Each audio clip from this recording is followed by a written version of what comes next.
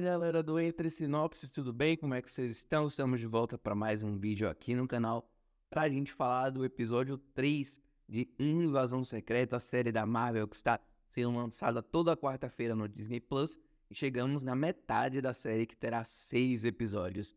Então, like no vídeo, se inscreve no canal e agora bora comentar os principais acontecimentos desse episódio e também dar o meu ponto de vista sobre ele. O episódio abre com a gente vendo uma cena em que o Skrull, Beto, que é aquele que chegou no primeiro episódio, para ir para Nova Skrulls, onde o Gravik deixa todos os Skrulls, né? Ele questionando, ele tendo dúvidas se o método que os Skrulls estão adotando é o ideal, e perguntam para ele por que ele se juntou à Resistência, e ele disse porque ele está cansado de ver o povo dele fugindo.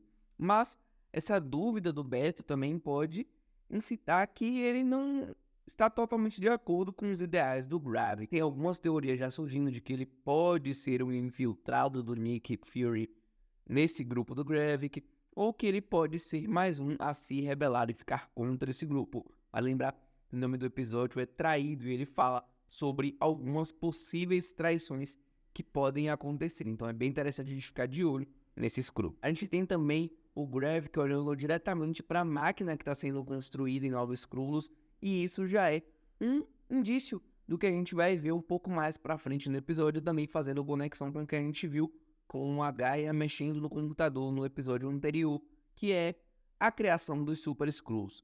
O Gravik chama todo aquele conselho de Skrulls que estão disfarçados na mídia, nos governos, para poder apresentar essa máquina, e fala para eles sobre qual é o plano dele nesse momento, que é causar um atentado que vai chamar a atenção dos heróis para que os heróis intervenham e a partir daí eles possam usar os poderes deles de Super Skrulls.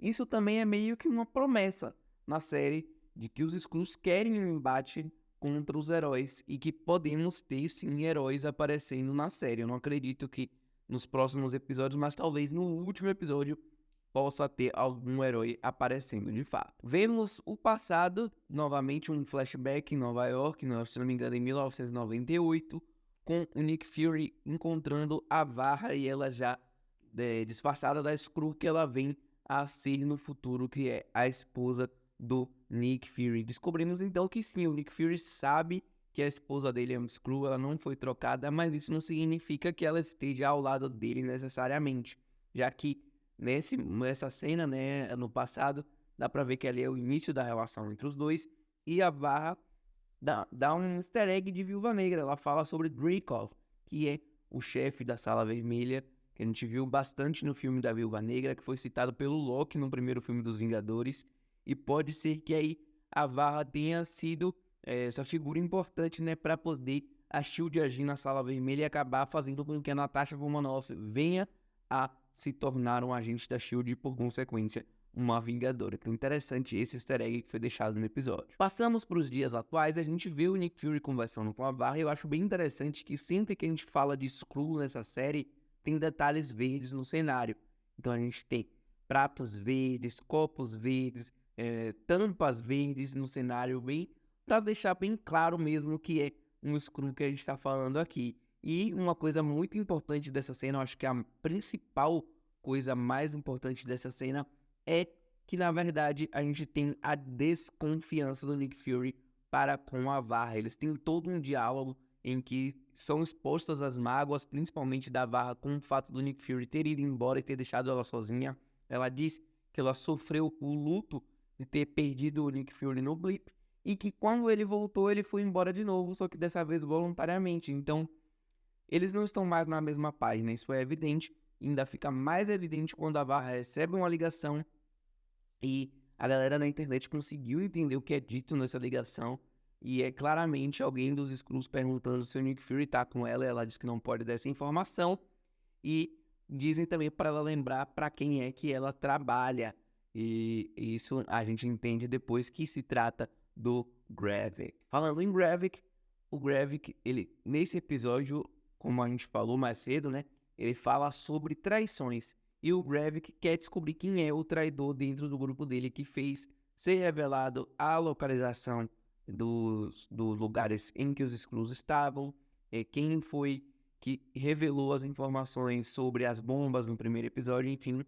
E o Gravik arma uma arapuca. A gente descobre que ele tá armando uma arapuca pra Gaia porque ele tá desconfiadíssimo de que ela é a traidora. E ele vai fazer todo um plano nesse episódio que envolve levar a Gaia junto com ele pra Londres pra poder ele ter um encontro com o Talos, que o Talos queria ter um encontro com ele no último episódio, né? Quando uma das Skrulls se recusa a seguir adiante no plano do Gravik, ela liga pro Talos e o Talos fala pra ela conseguir um encontro dele com o Gravik. Esse encontro acontece aqui. E o Gravik, antes dele ir pro encontro com o Talos, ele solta uma informação sobre a localização do próximo atentado que os Skrulls vão fazer.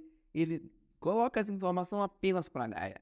Então, quando ela passa essa informação pro Talos e pro Nick Fury, consequentemente, o Gravik aí não tem mais nenhuma dúvida de que a Gaia é realmente uma traidora no seu grupo. A cena entre o Gravik e o Talos é muito legal, a gente já tinha visto no trailer, naquele momento em que o Gravik é confrontado pelo Talos e todos na sala se transformam em Gravik. É uma cena muito boa.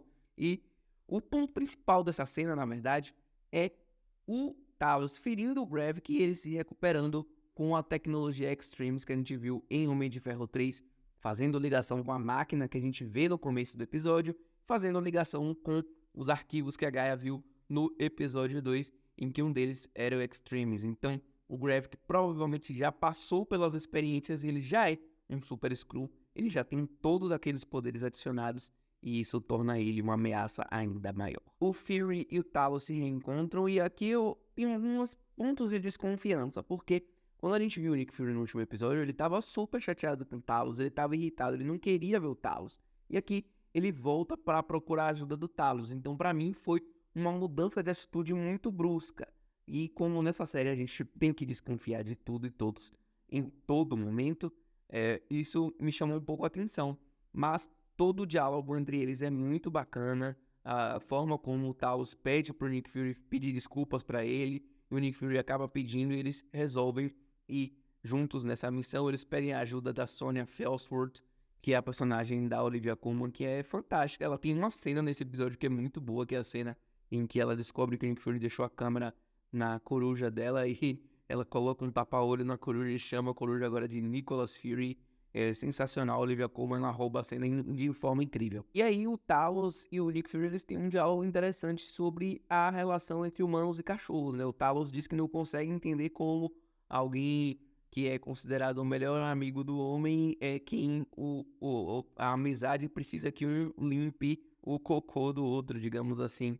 E o Nick Fury fala que, e olha só como o Nick Fury enxerga, né, a relação dele com os Skrulls, com pelo menos alguns dos Skrulls. Ele diz que ele já passou os últimos 30 anos tendo que fazer isso com o Talos. Então, pro Nick Fury, é uma relação de amizade em que ele é o homem e o Talos é o cachorro. Isso é muito, muito pesado, né, de se dizer até assim, mas é tratado com a leveza no momento da cena. E o Nick Fury, nesse momento, se pergunta por que que o Talos não está com o Gravik, já que ele acredita nos ideais do Gravik. E o Talos fala que ele não está com o Gravik, ele está com o Nick Fury. Então ele enxerga a amizade dele com o Nick Fury de uma forma diferente da que o Nick Fury enxerga com ele. Eu acho que isso vai ser muito importante para o decorrer da série. A relação de amizade entre Nick Fury e Talos pode ditar muitas coisas que a série ainda vai mostrar pra gente. E aí, né, a gente tem a Gaia entregando uma informação, mais uma, ela invadindo, né, os servidores de Nova Skrullos. Ela pega uma informação muito importante para passar pro Talos e a gente vê nesse momento, né, ela acessando lá aquelas câmaras em que a gente tem os políticos que estão sendo utilizados pelos Skrulls, né, onde eles conseguiram pegar as memórias deles. E nesse momento a Gaia precisa fugir, mas o Gravik encontra ela e acaba dando um tiro nela e ela supostamente morre. Não dá pra saber se a personagem morreu de fato ou não, porque temos cenas de trailers que mostram a Gaia em outros momentos que ainda não foram passados na série.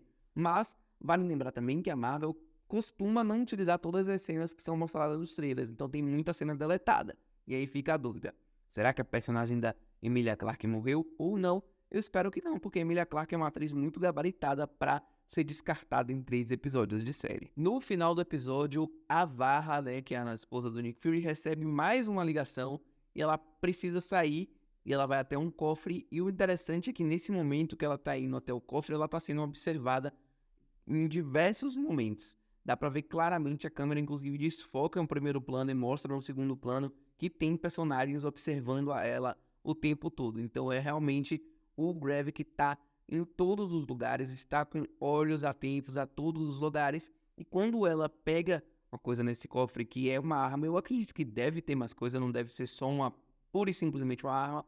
A gente ouve uma ligação, e dessa vez a voz está bem clara, é a voz do máquina de combate do Rhodes. E ela pergunta que ela queria falar com o Gravik, e a voz fala que você está falando com ele agora. Ou seja, muito provavelmente é o Gravik disfarçado de Rhodes, ou, enfim, deu a entender isso, mas o James Rhodes, nesse momento, é um Skrull, então não dá pra saber em que momento ele foi trocado, mas a teoria que já rolava em todos os cantos que o Rhodes era um Skrull está mais do que confirmada. Enquanto o primeiro episódio apresentou a trama geral e o segundo contextualizou, esse terceiro já começa a mostrar as implicações da invasão secreta, inclusive com essa parte das traições. Então a gente tem uma possível traição do Beto apresentado logo no começo do episódio. A gente tem a traição da Gaia para com o Gravik. A gente tem a desconfiança do Nick Fury com a sua esposa. A gente tem o Talos e o Nick Fury indo talvez na contramão disso e possivelmente reforçando a sua amizade. Então são várias relações pessoais que vão se expandindo e a série vai tomando cada vez mais corpo. Invasão Secreta tá muito bacana e eu acho que é uma série com muitos subtextos, muitas camadas, que cada vez mais vai ficando mais interessante. E eu tô gostando bastante do que a Marvel tá fazendo aqui. E eu espero que os próximos 3 episódios consigam fechar bem esse arco e que venham ainda mais surpresas. O Rhodes ser Skrull não era uma grande surpresa para quem já estava observando os pequenos detalhes da série, mas eu acho que aqui a gente tem ainda muitas coisas para acontecer e a série, se ela mantiver o nível que ela está apresentando até agora, com certeza ela vai ser a melhor série da Marvel no Disney+. O que você achou do terceiro episódio de Invasão Secreta no Disney+? Like no vídeo, se inscreve no canal, comenta aqui a sua opinião e compartilha esse vídeo com todo mundo pra gente continuar as nossas discussões, beleza? Tamo junto e até a próxima. Valeu!